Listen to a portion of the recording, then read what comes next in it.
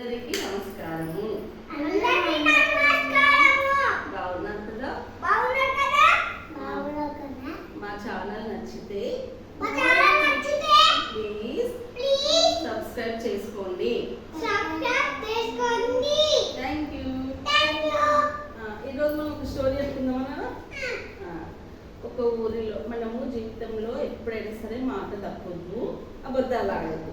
ఈ స్టోరీ ద్వారా తెలుసుకున్నాం. ఒక ఊరిలో ఆవు ఉందంట. ఆవుకు చిన్న పాప ఉందంట. అయితే ఒకరోజు ఆవు మేత కోసం అని చెప్పి ఆవు అడవికి వెళ్తుంది అనమాట. అడవికి వెళ్ళినప్పుడు అక్కడ మంచిగా సాయంత్రం వాళ్ళకి మంచిగా గడ్డి తిని మేత వేసి మళ్ళీ ఇంటికి వద్దామనుకుంటుంది. తన పాప దగ్గరికి వద్దామనుకుంటారు. అప్పుడు బాగా వర్షం పడుతుంది. మళ్ళీ తర్వాత చీకటి అవుతుంది అనమాట. అయితే అప్పుడు ఆవుకు కనిపించదు దారి. అందుకని ఊరు అక్కడ అడవిలో ఉన్నటువంటి ఒక గుహలోకి వెళ్తుంది అనమాట. ఆ గుహ ఎవరిది అంటే పులిది. ఓకే, పులిది అనమాట. అప్పుడు పులి ఆవు సౌండ్ విని బయటకు వస్తుంది గుహలోకి వచ్చి ఎవరు నువ్వు అంటది ఆవుని. అప్పుడు ఆవు అంటది, నేను పులిరాజా, నేను ఆవుని అని అంటారు అనమాట. అంటే సరే నువ్వు ఇక్కడికి వచ్చావు కదా, నాకు ఆకలిగా ఉంది, నేను తింటాను అంటది పులి అంటది అనమాట.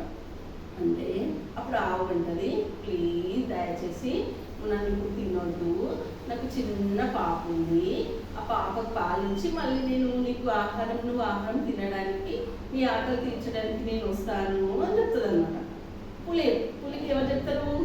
ఆవు చెప్తారు. అంటే పులి అంటది, నువ్వు మాట తప్పుతావు, ఈ అబద్ధాలు చెప్తున్నావు, నువ్వు మళ్ళీ రావు, ఎవరైనా సరే ప్రాణాలు కాపాడుకోవడానికి ప్రయత్నం చేస్తాను కానీ మళ్ళీ తిరిగి వస్తారా? రారు, అందుకే నువ్వు వద్దు అంటారు అనమాట.